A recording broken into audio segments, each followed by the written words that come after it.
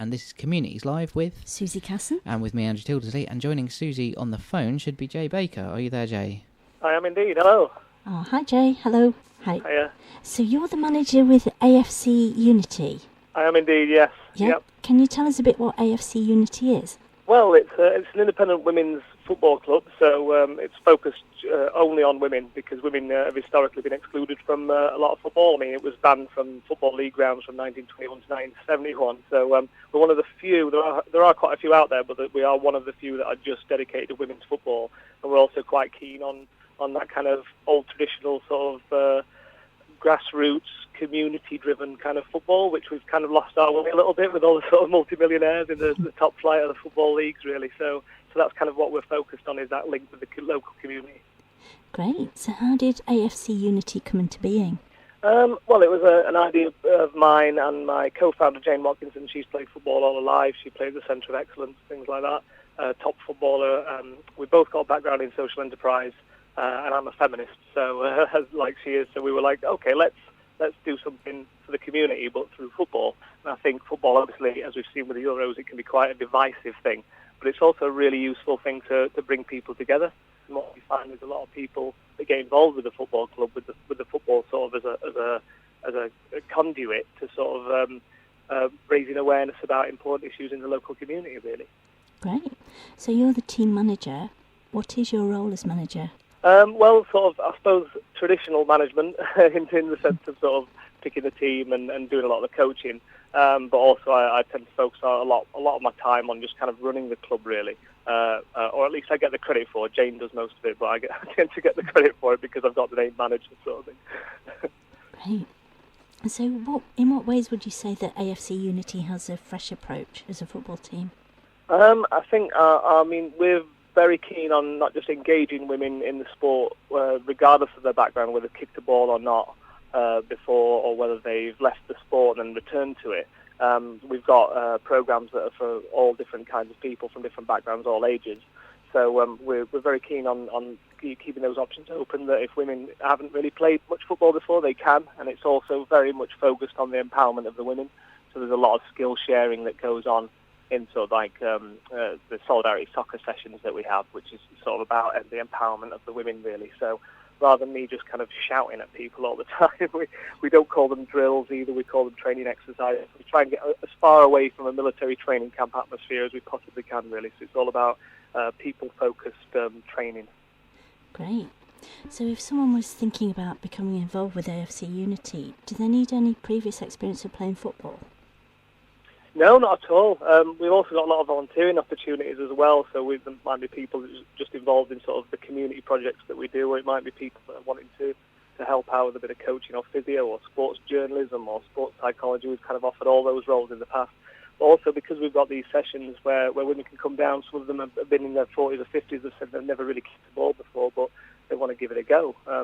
And they've enjoyed it. We've got a really high retention rate. It's just getting people to know about us, really. So things like this we're really appreciative for, to be able to get to talk about what we do. I think once people come down and give it a go, they realise it's not that scary. It's really inclusive and it's quite empowering as well. And obviously that links into all the stuff that we do in the community as well, with things such as our Football for Food campaign, where we've raised food for local food banks. Great. How does that work exactly? Well, it started out with our home games last season. What we did was we said, I think we reduced our subs slightly or something like that, and we basically just said, well, bring food down as well, and that'll go via the Sheffield Food Collective to the food banks that they work with. So players were coming down and bringing food, supporters were coming down and bringing food, and even our opponents on occasions were coming down and bringing food as well, which was great, kind of solidarity with your opposition as well. Again, just linking football into the local community, because it was just sort of an idea to do something right now through football that's tangible, that sort of helps people in the local area, really. So we thought, well, giving people food when they probably can't afford food themselves or anything like that, they're in a tight situation.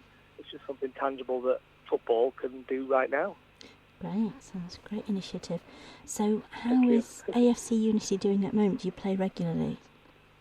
Yeah, we do. We're in a little bit of a break, although it doesn't feel like one. We've got the season coming up in, I think it's set to start on September the 4th. We've got 2 11-a-side teams now, so we've got one that's sort of more competitive, that's in the second division of the Sheffield and Hallamshire Women's County Football League. And then we've got a new team starting, the AFC Unity Jets, which is a bit of a pun on suffragettes. I think that's where we got the inspiration from. And they're going to be in the third division, and that's more for sort of people who have trained quite a bit after maybe not playing much football, but then kind of want a bit of a taste of sort of competitive football. So we've got that as well. And we've just also we've got to send representatives down to Wembley Stadium. I'm saying it as though it's a chore, but it's because we've just got an FA's Club Respect Award as well for the sort of fair play ethos of the club, which is nice as well to get the football establishment giving you the stamp of approval as well. We didn't really expect that, so that was nice. Yeah, brilliant. So are quite a few of you going for that? Is that what, sorry? So are quite a few of you going down to London to receive the award? We don't know. I think we've got to send a couple of representatives, but I think all the team are like, oh, we should all just go. But I don't know if we're just going to it'd be great to just go down there and have a party in London, really. But absolutely. It's pennies, I guess. It depends on that. So. Great. Well, it sounds like a really rewarding way to get fit. Do you need to be fairly fit to join and start? Not necessarily, because of the solidarity soccer sessions, which are sort of for beginners as well. That you can sort of choose your own level of of impact, really, from low impact to sort of high impact. So it might be where we do a thing called tech and techers, so techers meaning like technical skills in football, and we use tech like tablets to document people's progress. So it might be that they're just focusing on doing a little trick or a skill on the ball. So it's not like, running, loads and loads through cones and, and tasting blood in your mouth or anything like that, which is what I'd do, I think, if I was playing football the way these women do. It's absolutely phenomenal. But there's people who've just, they've seen their fitness improve, they've made friends as well, and that's kind of what it's all about, really, more than just kind of competing and just being focused on winning. It's nice to win, but we kind of say that, it's about people going home with a smile on their face, really. So that's what we try and focus on. But we've had all kinds of people in different backgrounds, different body types, and things like that, so they all seem to be able to get involved. So far, so good. Fantastic. So how do you hope that AFC Unity is going to develop in the future? I think, obviously, we want to develop on the pitch as well, purely because the sort of more high profile we become, the more good we can do in the local community, really.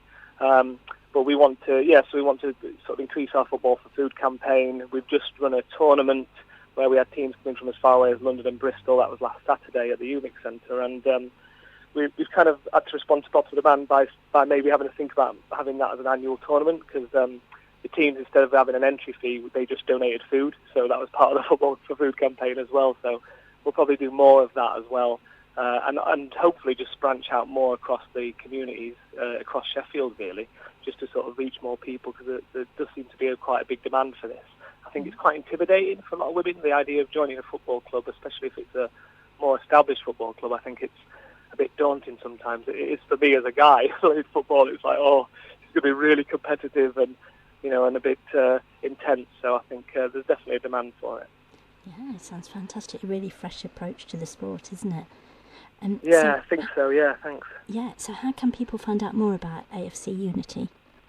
Well, we're on the web. It's afcunity.org. We're also on Facebook if they look up AFC Unity, and on Twitter at AFC Unity as well. So and also on Instagram and things like that. So we're pretty much all over the place, and women can get in touch with us through that. And obviously guys can as well. There's a lot of guys kind of go, oh, it's just a club for women, I can't get involved, but they can in terms of the coaching and the voluntary roles that we do as well.